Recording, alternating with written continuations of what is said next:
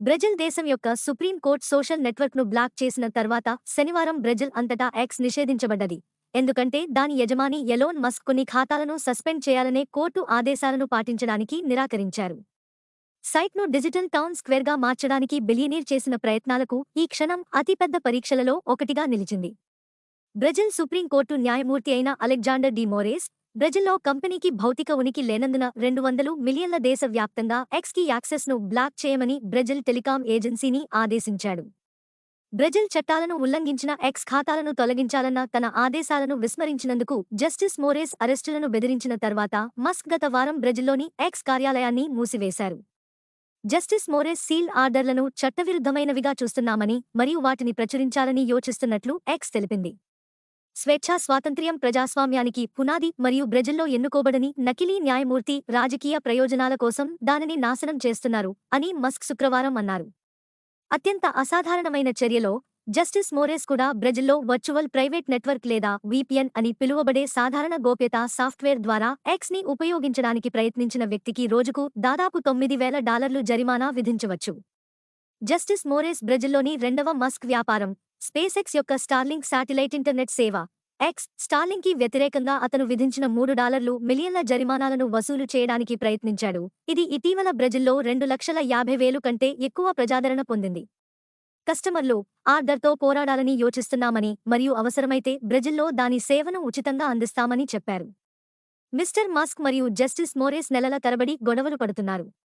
Justice మోరేస్ సంప్రదాయవాద స్వరాలను చట్టవిరుద్ధంగా censor చేస్తున్నారని Musk చెప్పారు.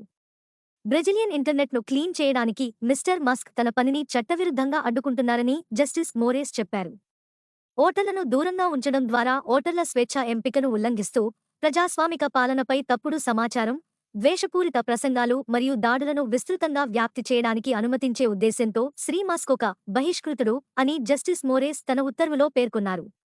నిజమైన మరియు ఖచ్చితమైన సమాచారం ఈ ప్రక్రియలో వ్యాపారాన్ని దెబ్బతీసినప్పటికీ ప్రజలు తమకు కావలసిన దాదాపు ఏదైనా చెప్పడానికి ఎక్స్ని సురక్షితమైన స్వర్గధామంగా మార్చడానికి మస్క్ యొక్క ప్రయత్నంలో ఈ పోరాటం ఇప్పుడు కేంద్రంగా ఉంది. ఏప్రిల్ నుండి డజన్ల కొద్దీ పోస్టులలో మస్క్ జస్టిస్ మోరేస్ను ప్రపంచంలోని స్వేచ్ఛా వాక్ స్వాతంత్ర్యానికి అతిపెద్ద శత్రువులలో ఒకరిగా రూపొందించారు మరియు మస్క్ ఇప్పుడు న్యాయమూర్తి ప్రజల వ్యతిరేకతను ఎదుర్కొంటారని అతను నమ్ముతున్నాడు. అతను స్వల్పకాలంలో డబ్బును కోల్పోవచ్చు, కానీ అతను అపారమైన రాజకీయ మూలధనాన్ని పొందుతున్నాడు అని రియో డి జనీరోలోని ఎఫ్జీవీ లా స్కూల్లో ప్రొఫెసర్ అయిన లూకా బెల్లీ అన్నారు. అతనుతో మిస్టర్ మస్క్ వ్యూహాన్ని ట్రాక్ చేశాడు, కానీ ఎక్స్ పై బ్లాక్అవుట్ ఎక్కువ కాలం కొనసాగుతుంది. ఆదాయం, మార్కెట్ వాటా మరియు ప్రభావంతో అతని భావజాలం పట్ల మస్క్ యొక్క నిబద్ధతను అది పరీక్షిస్తుంది. యాప్ డేటా సంస్థ అయిన యాప్ఫిగర్స్ ప్రకారం 2022 నుండి ఎక్స్ యాప్ యొక్క 25 మిలియన్ల కంటే ఎక్కువ డౌన్లోడ్లతో బ్రెజిల్ ప్రపంచవ్యాప్తంగా 4వ స్థానంలో ఉంది.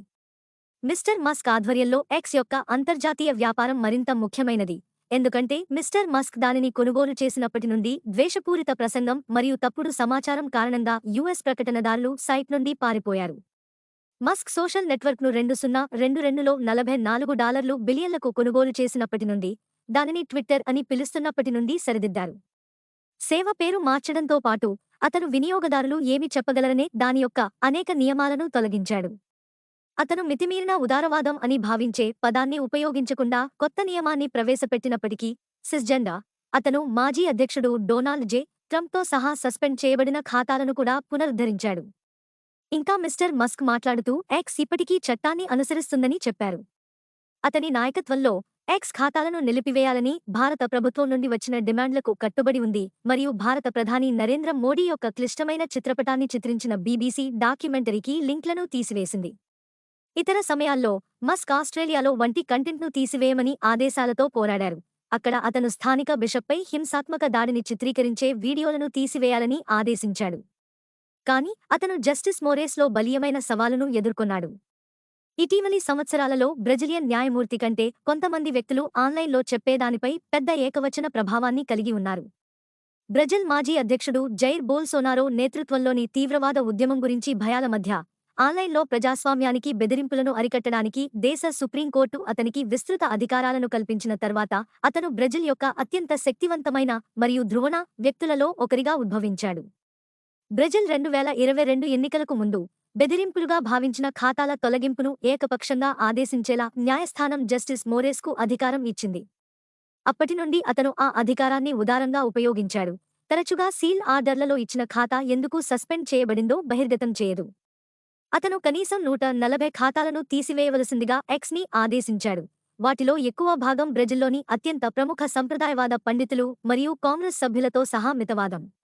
ఆ ఖాతాలలో కొన్ని మిస్టర్ బోల్సోనారో యొక్క 2022 ఎన్నికల ఓటమిని ప్రశ్నించాయి మరియు బ్రెజిల్ యొక్క కాంగ్రెస్ మరియు సుప్రీం కోర్టుపై దాడి చేసిన మితవాద గుంపుపై సానుభూతి చూపాయి. జస్టిస్ మోరేస్ కూడా బోల్సోనారోపై పలు నేర పరిశోధనలకు నాయకత్వం వహించారు మరియు బ్రెజిల్ తదుపరి అధ్యక్ష ఎన్నికల్లో పోటీ చేయడానికి మాజీ అధ్యక్షుడిని అనర్హులుగా భావించేందుకు ఓటు వేశారు.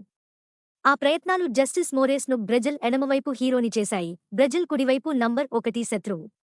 మిస్టర్ మస్క్ అకస్మాత్తుగా ఏప్రిల్లో జస్టిస్ మోరేస్ను నియంత అని పిలిచే వరుస పోస్టులతో చర్చలోకి ప్రవేశించారు. బోల్సోనారో యొక్క రైట్ వింగ్ ఉద్యమానికి కొత్త జీవితాన్ని ఇచ్చారు. బోల్సోనారో మరియు అతని మద్దతుదారులు మస్క్ను నిరంకుశ న్యాయమూర్తి నుండి రక్షకుడిగా ప్రశంసించారు. అయినప్పటికీ జస్టిస్ మోరేస్ తప్పుడు సమాచారంపై విచారణలో మిస్టర్ మస్క్ని చేర్చినప్పుడు మరియు ఎక్స్‌ని జరిమానాలతో బెదిరించడం ప్రారంభించినప్పుడు కంపెనీ న్యాయమూర్తి ఆదేశాలకు లోబడి ఉంటుందని ఒక రాజీ లేఖను పంపింది. తర్వాత ఇటీవలి వారాల్లో ఎక్స్ పాటించడం ఆగిపోయింది. జస్టిస్ మోరేస్ బ్రెజిల్లోని కంపెనీ చట్టపరమైన ప్రతినిధిని అరెస్టు చేస్తామని బెదిరించిన తర్వాత మస్కెక్స్ కార్యాలయాన్ని మూసివేశారు. బ్రెజిల్ ప్రజలకు ఒక ఎంపిక ఉంది, ప్రజాస్వామ్యం లేదా అలెగ్జాండర్ డి మోరేస్ ఎక్స్ చర్యను ప్రకటించినప్పుడు రాశారు. మిస్టర్ మస్కెక్స్ను ఒక రాజకీయ కుయుక్తిగా ఉపయోగించారు. అతని దాదాపు 200 మిలియన్ల మంది అనుచరులకు అతను మిస్టర్ ట్రంప్ మరియు ఇతర మితవాద నాయకులను పదే పదే పెంచాడు. అదే సమయంలో అతను వైస్ ప్రెసిడెంట్ కమలా హారిస్ మరియు బ్రెజిల్ అధ్యక్షుడు Luiz Inacio Lula da Silva వంటి రాజకీయ నాయకులను ఎగతాళి చేశాడు.